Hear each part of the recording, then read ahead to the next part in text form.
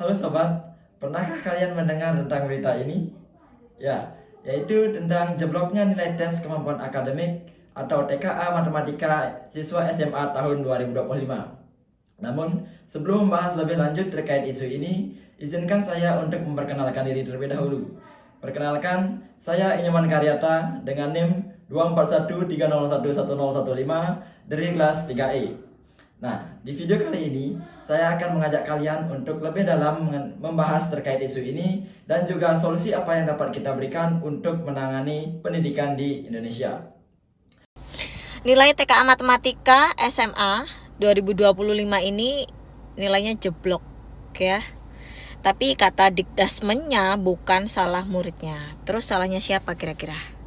Nah, TKA merupakan asesmen nasional yang dirancang untuk mengukur kemampuan berpikir dan juga penalaran siswa terkait mata pelajaran. Salah satunya yaitu adalah matematika.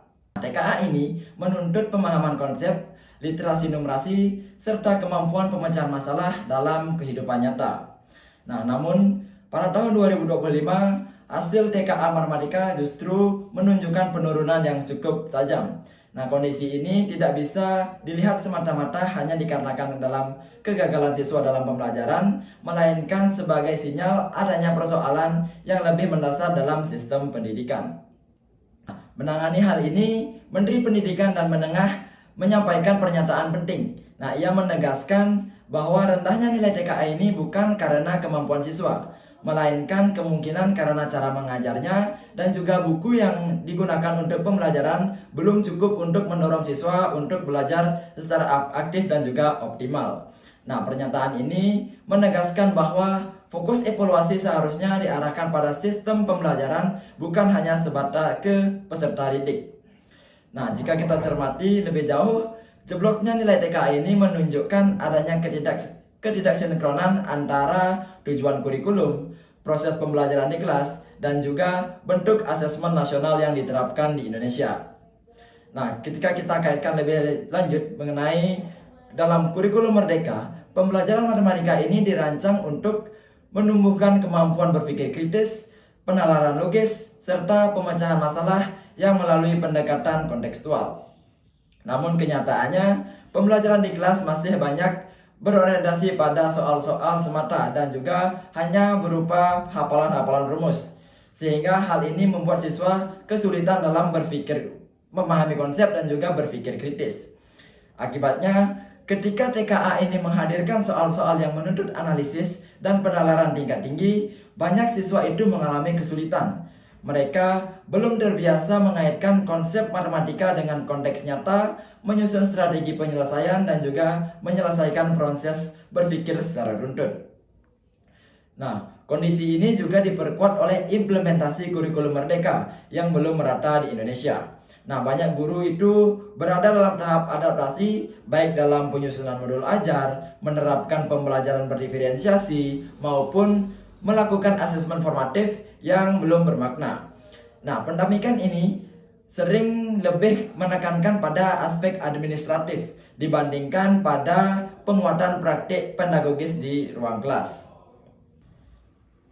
Nah, berikut ini beberapa solusi yang mungkin dapat saya berikan untuk menjadi bahan pertimbangan untuk menangani kasus TKA ini. Nah, yang pertama yaitu adalah sinkronisasi pembelajaran dengan asesmen. Nah, guru bisa menyesuaikan metode mengajar agar selaras dengan tipe soal TKA, termasuk soal yang menuntut penalaran kritis dan juga analisis. Yang kedua, yaitu adalah pendekatan pembelajaran berbasis masalah atau problem-based learning. Nah, siswa ini dibiasakan dalam menghadapi masalah nyata yang membutuhkan pemikiran kritis, strategi penyelesaian, dan juga pemahaman konsep, bukan hanya sekedar hafalan semata. Yang ketiga yaitu adalah penguatan kompetensi guru.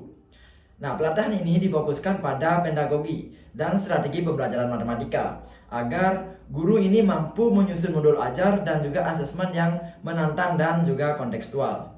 Yang keempat yaitu adalah pengembangan bahan ajar yang kontekstual dan juga menarik. Nah, buku dan juga modul ajar harus memuat soal-soal yang mengasah konsep, penalaran, dan juga problem solving, serta mengaitkan matematika dengan kehidupan sehari-hari. Serta Solusi yang terakhir yang dapat saya berikan yaitu adalah kolaborasi antara guru, sekolah, dan juga pemangku kebijakan. Nah, dukungan berupa pelatihan, monitoring, dan juga penyediaan sumber belajar yang berkualitas membantu sistem pendidikan berjalan lebih efektif dan juga konsisten. Oleh karena itu, jebloknya nilai TKA matematika bukanlah kesalahan individu semata. Seperti yang ditegaskan oleh Menteri Pendidikan Dasar dan juga Menengah, ini adalah refleksi dari cara kita mengajar dan juga sumber belajar yang kita gunakan. Dengan perbaikan berkelanjutan dan juga kolaborasi dengan semua pihak, kurikulum diharapkan tidak hanya menjadi dokumen semata, tetapi benar-benar hidup dalam praktik pembelajaran dan juga meningkatkan kualitas belajar siswa.